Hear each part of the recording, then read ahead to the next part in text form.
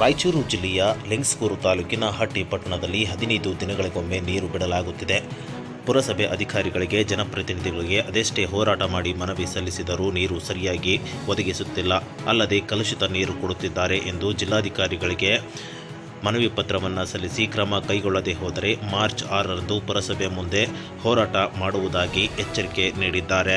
ಹಟ್ಟಿ ಪಟ್ಟಣದ ಸಮಸ್ಯೆಗಾಗಿ ಕಳೆದ 2 ವರ್ಷದಿಂದ ನಾವು ಹೋರಾಟ ಮಾಡುತ್ತಾ ಬಂದಿದ್ದೇವೆ. ಅದರ ಜೊತೆಗೆ ವಿವಿಧ ಬೇಡಿಕೆಗಳಾಗಿ ಕಳೆದ 2022ರಲ್ಲಿ ಹಟ್ಟಿ ಪಟ್ಟಣ ಪಂಚಾಯತ್ ಮುಂದೆ 11 ದಿನಗಳವರೆಗೆ ಕುಡಿಯ ನೀರಿಗಾಗಿ ಹೋರಾಟ ಮಾಡಿದ್ವಿ. ಆವಾಗಿನ ಶಾಸಕರಾದ DS ಹುಡುಗಿಯವರು ಮತ್ತು ಸ್ಥಳೀಯ ಆಡಳಿತ, ತಾಲೂಕು ಆಡಳಿತ ಅವರು ಬಂದು ಇವತ್ತು ಸಾಯಂಕಾಲ ಒಳಗೆ ನೀರು ಬರ್ತಾವೆ, ನೀವು ವಾಪಸ್ ತಗೊಳ್ಳಿ ಅಂತಂದು 11 ದಿನಕ್ಕೆ ಬಂದು ಹೇಳಿದಾಗ ನಾವು ಅವ್ರ ಮೇಲೆ ಮಾತು ನಂಬಿಕೆ ಇಟ್ಟು ವಾಪಸ್ ತಗೊಂಡ್ವಿ. ನಂತರ ಇದೇ ರೀತಿ ಮುಂದುವರಿತಿ. ನೆಕ್ಸ್ಟ್ ಏನು ಮಾಡಿದ್ವಿ, ಮತ್ತೆ ತಹಸೀಲ್ ಆಫೀಸಿಗೆ ಹೋಗಿ ಮನವಿ ಪತ್ರ ಕೊಟ್ವಿ. ಅದಾದಮೇಲೆ ಸರ್ ಈ ಥರ ಮತ್ತೆ ನೀರಿನ ಸಮಸ್ಯೆ ಆಗಿದೆ, ನೀವು ಆದಷ್ಟು ಕ್ರಮ ಕೈಗೊಳ್ಳಿ ಸರ್, ಲಾಸ್ಟ್ ಟೈಮ್ ಹೇಳಿದ್ರಿ ನೀವು ಇದ್ರ ಬಗ್ಗೆ ನಾವು ಕ್ರಮ ಕೈಗೊಳ್ತೀವಿ ಅಂತ, ಆದರೂ ತಗೊಂಡಿಲ್ಲ. ಮತ್ತು ನಮ್ಮ ಮುಂದಿನ ದಿನದಲ್ಲಿ ನಾವು ಜಿಲ್ಲಾದ್ಯಂತ ನಾವು ಪಾದಯಾತ್ರೆ ಮಾಡಬೇಕಾಗ್ತದೆ ಸರ್. ಹಟ್ಟಿಯಿಂದ ಮತ್ತು ರಾಯಚೂರು ಜಿಲ್ಲೆಯವರಿಗೆ ಪಾದಯಾತ್ರೆ ಮಾಡ್ಕೊಂಡು ಹೇಳಿದಾಗ ಅದಕ್ಕೆ ನಾವು ಕಳೆದ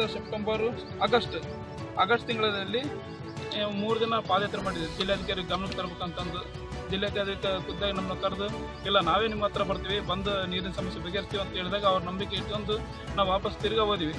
ಆದರೆ ಇಲ್ಲಿವರೆಗೂ ಹೋದ್ರೆ ಒಂದು ಹನಿ ನೀರು ಬರಲಾರ ಪರಿಸ್ಥಿತಿ ಆಗಿದೆ.